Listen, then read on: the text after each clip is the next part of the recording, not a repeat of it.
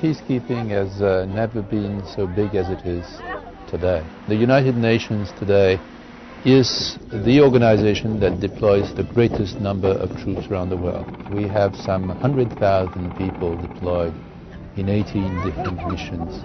A lot of them in Africa, but also in Haiti, also in Asia, also in Europe. And one of the reasons for that enormous surge is that peacekeeping today addresses not just conflicts between states, but more and more you see peacekeeping missions in countries that have had a civil war and where the presence of the peacekeepers is an important contribution to bringing the country back to a real peace.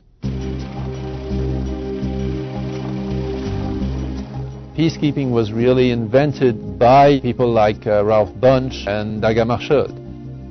When peacekeeping started, peacekeeping was essentially about conflicts between countries. It would be a dangerous mistake, and it's a mistake that was made in the 90s, to think that peacekeeping is some kind of universal medication that works in any kind of circumstance. Peacekeeping doesn't work if there is a war going on. Peacekeeping works. When you see where countries like Cambodia, like Namibia, like Mozambique, like Salvador are today, and where they were in the early 90s, you see that peacekeeping definitely has worked. The way we approach peacekeeping today is to be active on several fronts. Of course, the military front, but also the police front, because one has to make sure that there is law and order in the country. The political front, because one has to consolidate a political process.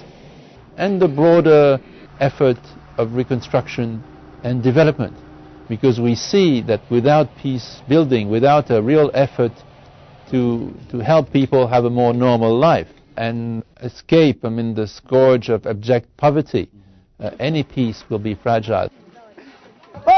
We more and more are present in situations where it's a very fragile peace, where a lot of the actors are non-state actors. They can be militias with a rather weak or non-existent chain of command.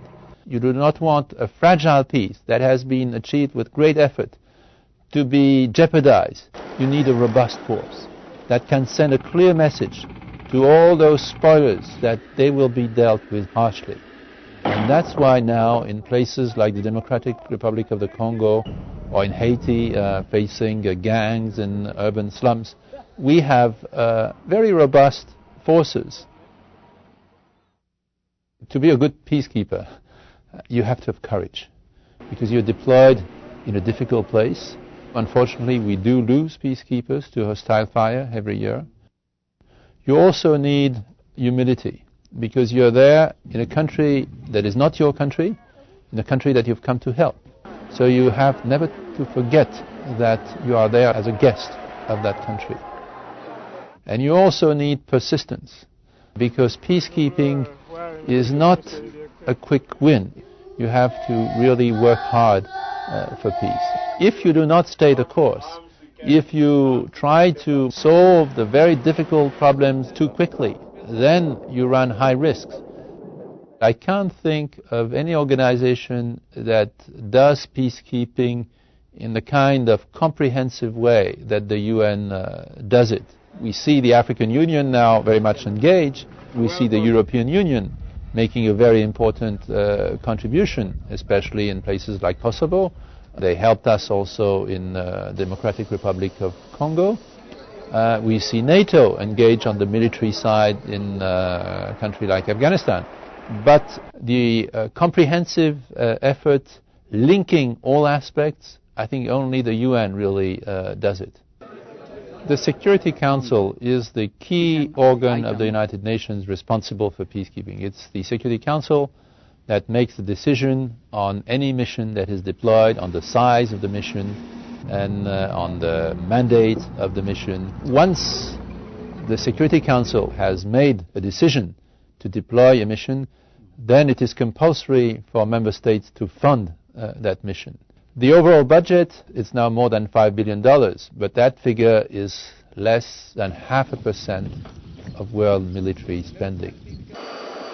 When it comes to the troops, a lot of the troops come from the developing countries. In Democratic Republic of Congo, we have troops from Pakistan and troops from India working side by side, and it's a confidence-building measure between those two countries.